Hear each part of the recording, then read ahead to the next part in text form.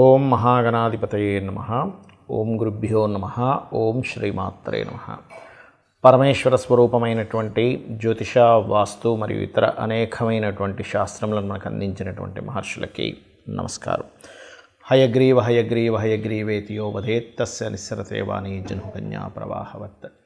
అరుణాం కరుణాతరంగితాక్షీం ధృతపాశాంకుశపుష్పబాణచాపాం అనిమాదిభిరావృతాం మయూకైః అహమిత్యేవ విభావయే భవానీం. శ్రీమాత్రే నమః.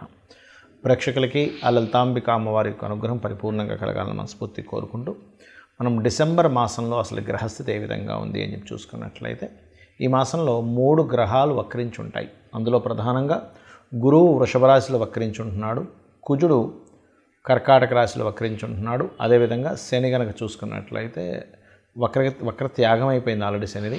ఇక బుధగ్రహం పర్టికులర్గా మనకి ఈ యొక్క వృశ్చిక రాశిలో ఉండి 16వ తేదీ వరకు వక్రగతిలో ఉంటాడు రవితో కలిసి. అయితే ఈ రవితో కలిసినటువంటి బుధుడు వక్రత్యాగం 16వ తేదీ అవుతూ అదే 16వ తేదీ ధనస్సులోకి రవి మారుతున్నాడు. అదేవిధంగా శుక్రుడు గమనించుకున్నట్లయితే 3వ తేదీ నుంచి ధనస్సు రాశిలో ఉన్నటువంటి శుక్రుడు మకర రాశిలోకి ఎంటర్ అవ్వడం జరుగుతుంది. ఆయన 29వ తేదీ వరకు మకరంలో ఉండి కుంభంలోకి 29వ తేదీకి వెళ్తూ శనిని కలుస్తాడు. అదేవిధంగా మీనంలో రాహువు, కన్యారాశిలో కేతు యొక్క సంచారం జరుగుతుంది. ఇక ఈ యొక్క గ్రహస్థితిని అనుసరించి ద్వాదశ లగ్నాల వారికి మరియు ద్వాదశ రాశుల వారికి లగ్నం తెలిసిన వారు లగ్నం నుంచి చూసుకోవచ్చు, లేదా లగ్నం తెలియని వారు రాశి నుంచి చూసుకోవచ్చు. ఎటువంటి ఫలితాలు జరగనున్నాయి, ఏ విషయాల పట్ల మీరు జాగ్రత్తగా ఉండాలి అనేటువంటి విషయాలు చెప్తుంది. నేనైనప్పటికీ కూడా చెప్పిస్తుంది సాక్షాత్ లలిత అమ్మవారిగా భావిస్తూ ఒక్కొక్క లగ్నము రాశి గురించి తెలుసుకుందాం. ధనుర్లగ్నము ధనస్సు రాశి. ధనస్సు వారికి కనుక చూసుకున్నట్లయితే మీ యొక్క లగ్నాధిపతి గురువు వక్రించున్నందుకు ఇక్కడ శత్రుత్వాలు తగ్గడము, అదేవిధంగా సంతానం కోసం చేసే ప్రయత్నము ఫలించడము, కొత్త ఫ్రెండ్స్ ఎవరైనా మీకు పరిచయం అవ్వడం అనేటువంటిది జరుగుతుంది. మీకు 2వ స్థానంలో శుక్రుడు వచ్చి కూర్చున్నాడు. అంటే 6వ అధిపతి దశమాధిపతి 2లో ఎప్పుడైతే ఉంటాడో కాస్త ఇది మీకు ధన అభివృద్ధినిస్తుంది. అదేవిధంగా వక్రగతి పోయి శని 3లో కూడా ఉన్నందుకు అక్కడ మీరు ధైర్యంగా తీసుకునేటువంటి స్టెప్ ఏదైతే ఉంటుందో అది ఖచ్చితంగా మంచి ఫలితాన్ని ఇవ్వనుంది. కాకపోతే మీరు అగ్రిమెంట్స్ కానీ కాంట్రాక్ట్స్ కానీ చేసేటప్పుడు ప్రత్యేకంగా 7, 8 తేదీలు కాస్త జాగ్రత్తగా ఉండండి. 9, 10 తేదీలు కనుక చూసుకున్నట్లయితే ఆ 9, 10 తేదీల్లో మీరు ఏదైనా ప్రాపర్టీ తీసుకునేటప్పుడు కానీ లేకపోతే నీటి మీద ప్రయాణాలు చేసేటప్పుడు కానీ ఇటువంటి విషయాల్లో కాస్త జాగ్రత్తగా ఉండాలి. మరియు అదేవిధంగా ఇక్కడ ఈ 4వ స్థానంలో రాహు ఉన్నందుకు మాత్రం మీరు విదేశాలలో అక్కడ ఏదైనా గ్రీన్ కార్డ్ హోల్డర్స్ కానీ ఇట్లాంటిది ఏదైనా ప్రయత్నం చేసినట్లయితే పర్మనెంట్ రెసిడెన్సీ కోసం PR కోసం ట్రై చేసినట్లయితే కాస్త తొందరగా వచ్చే ఛాన్సెస్ ఉంటుంది. అదేవిధంగా కొత్త ఆలోచనలు మరియు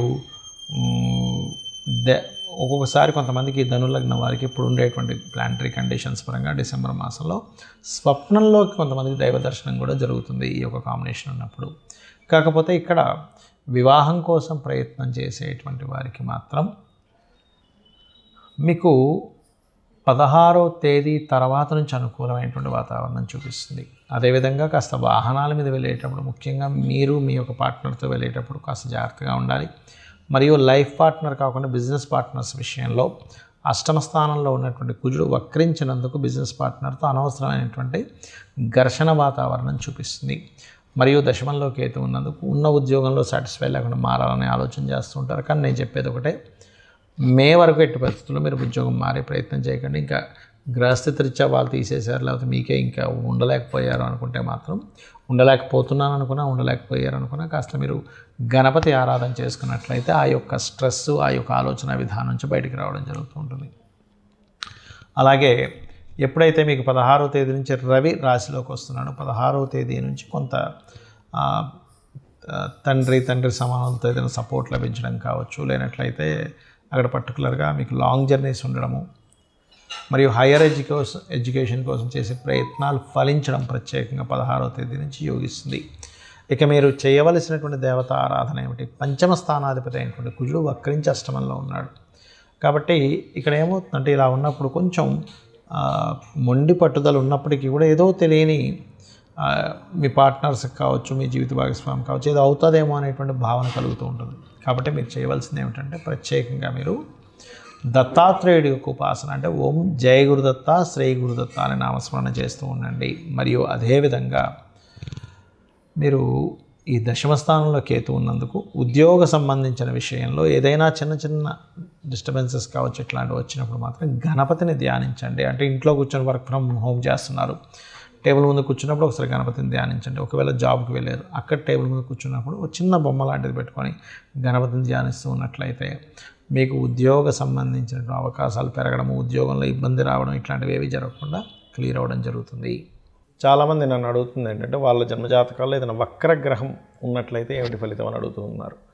ఇది నాడీ ఆస్ట్రాలజీలో మనకు చూడండి, చాలామంది జాతకాల్లో ఈ పలానా గ్రహం వక్రించిందండి, ఈ పలానా గ్రహం అంటే శని కావచ్చు, గురువు కావచ్చు, వీళ్ళు వక్రించారని చెప్తుంటారు. అయితే ఇక్కడ ఏంటంటే ఫస్ట్ ఆఫ్ ఆల్ మనం అర్థం చేసుకోవాల్సింది రాహువు కేతువు ఈ రెండు ఎప్పుడు వక్రగతిలోనే ఉంటాయి, అంటే వెనక్కి తిరుగుతూ ఉంటాయి.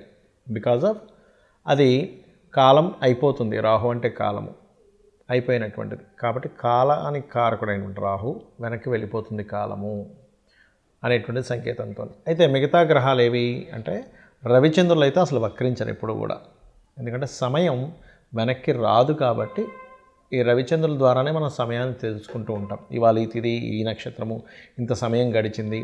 రవి నడినెత్తన వస్తే మనకి మధ్యాహ్నం అయిందని, సాయంత్రం అయితే అటు వెస్ట్ వైపు సూర్యుడు కనిపిస్తే సాయంత్రం అవుతుందని మనం తెలుసుకుంటూ ఉంటాం. తిథులను బట్టి చంద్రుడు ఉండేటువంటి ఇది. కాబట్టి అది ఎప్పుడు వక్రించవంటే కాలం వెనక్కి తిరిగి రాదు కాబట్టి అవి వక్రించవు ఎప్పుడు కూడా. అయితే మిగతా గ్రహాలు ఏవైతే ఉన్నాయో వక్రించిన గ్రహంతో సమయంలో పుట్టారు వ్యక్తి అంటే దానికి చాలా పెద్ద విషయం ఉంటుంది. ఎలా అంటే ఒక ఉదాహరణకి శని వక్రించాడు అనుకోండి, ఏ గ్రహమైనా ఒకటే గుర్తుపెట్టుకోండి, మీ జన్మజాతకంలో వక్రించినప్పుడు ఉన్న స్థలం కంటే కూడా వెనకాతలు ఉండేటువంటి రాశితో సంబంధాలు పెట్టుకుంటాయి అవి. అంటే ఒక్కొక్కసారి ఆ వక్రించడం వల్ల మంచి జరుగుతుంది, ఒక్కొక్కసారి ఇబ్బంది ఉంటుంది. ఎలా అంటే ఉదాహరణకి మేషరాశిలో శని, మేషరాశి కాకుండా మేషరాశి తర్వాత అయినటువంటి రాశిలో శని భగవానుడు వక్రించాడు, అంటే వృషభంలో శని వక్రించాడు. వక్రించడం వల్ల అనవసరంగా నీచ ఫలితాలు పొందుతాడు. అదే మేషరాశిలో శని వక్రించాడు అనుకోండి, అప్పుడు నీచత్వం కోల్పోతాడు. అదేవిధంగా ఉచ్చస్థానానికి కూడా అదే వర్తిస్తుంది. ఉదాహరణకి తులారాశిలో శని వక్రించాడు అనుకోండి, అప్పుడు ఉచ్చస్థానం యొక్క ఫలితాలు కోల్పోతున్నాడు. కానీ వృశ్చికంలో వక్రిస్తే ఆయన ఉచ్చస్థానంలోకి వెళ్తున్నాడు. ఏదైనా ఒక గ్రహం కనుక వక్రించినప్పుడు తను ఏ రాశిలో ఉండి వక్రించాడో అది అదృష్టానికి దారితీస్తుందా, ఇబ్బందికి దారితీస్తుందా అనేటువంటి చూడాలి. ముఖ్యంగా ఏదైనా ఒక గ్రహం వక్రించిందంటే పాస్ట్ లైఫ్లో మిగిలిపోయినటువంటి విషయాలు ఈ లైఫ్లో పర్టికులర్గా ఆ జన్మనెత్తి ఆ వ్యక్తి ఆ కర్మను తీర్చుకోవడానికి వచ్చాడని అర్థం చేసుకోవాలి. ఎలా అంటే శని దగ్గర నుంచి తీసుకుంటే శని ఎవరికైనా వక్రించాడు అనుకుంటే రెండు ప్రొఫెషన్స్ చేస్తారు చాలామంది, 2 ప్రొఫెషన్స్, అందులో డ్యూయల్ సైన్లో ఉంటే ఇంకా గ్యారంటీగా అవుతుంది. అదే జీవుడు వక్రించాడు, గురువుకి సంబంధించిన కొంత సేవ, గురువులకు సంబంధించినటువంటిది కొంత మిగిలిపోయింది ఆయనకి, జ్ఞానాన్ని పంచే విషయంలో కానీ గురువులకు సేవకు సంబంధించిన విషయంలో కానీ మిగిలిపోయింది. అంటే పాస్ట్ లైఫ్లో చేయాల్సిన గురుసేవ చేసుకోలేకపోయాడు. శని వక్రించాడు అనుకోండి, పాస్ట్ లైఫ్లో చేయాల్సిన వర్క్ ఇప్పుడు చూడండి, ఇవాళ రేపు మనం చూస్తూ ఉంటాం.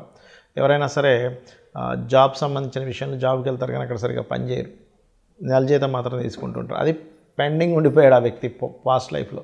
అందుకని ఈ జన్మలో ఎక్కడైతే జాబ్ జాయిన్ అవుతాడో అక్కడ రెండు పనులు చేయాల్సి రావడం ఇట్లాంటివన్నీ వస్తూ ఉంటాయి. But it's depend on a రాశిలో ఏముందనేటువంటిది. అయితే ఈ వక్రగతి ఉన్నప్పుడు మనం అమ్మో ఏమవుతుందని భయపడాల్సింది లేదు. అక్కడ అసలు అది ఏ యోగాన్ని ఇస్తుంది, ఒక్కోసారి అద్భుతమైన యోగాన్ని ఇస్తుంది, ఒక్కోసారి ఇబ్బందిని ఇస్తుంది.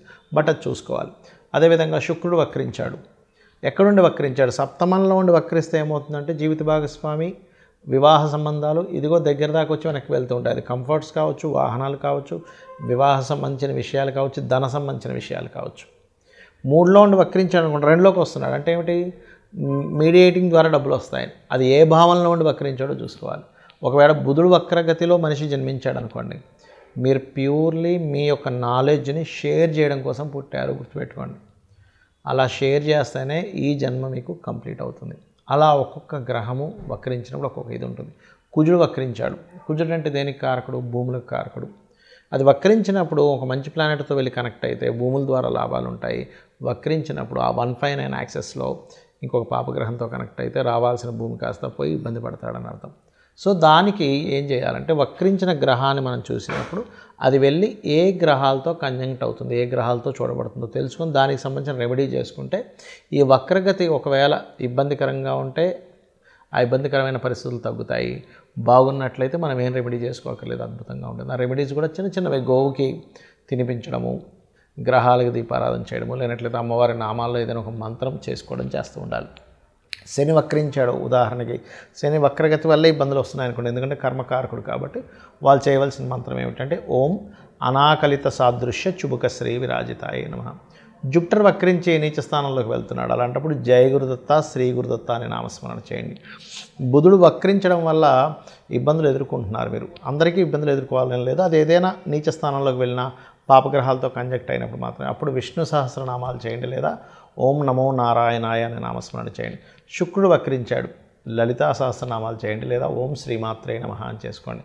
కుజుడు వక్రించాడు, ఇబ్బంది పడుతున్నారు మీరు, ఉదాహరణకి కుజ సంబంధంగా, అప్పుడు ఏంటంటే ఓం స్కందాయ నమః అనే నామస్మరణ చేయండి. ఎందుకంటే వక్రగతి మీరు మీ పాస్ట్ లైఫ్లో చేయాల్సినటువంటి కొన్ని పెండింగ్ కర్మాస్ క్లియర్ చేసుకోవడానికి జన్మెత్తారని అర్థము. కాబట్టి ఇలా చూసుకొని చేసుకోండి. అన్ని విధాలా మీకు అమ్మవారి అనుగ్రహం ఉండాలని, కలగాలని మనస్ఫూర్తిగా కోరుకుంటూ శ్రీమాత్రే నమః.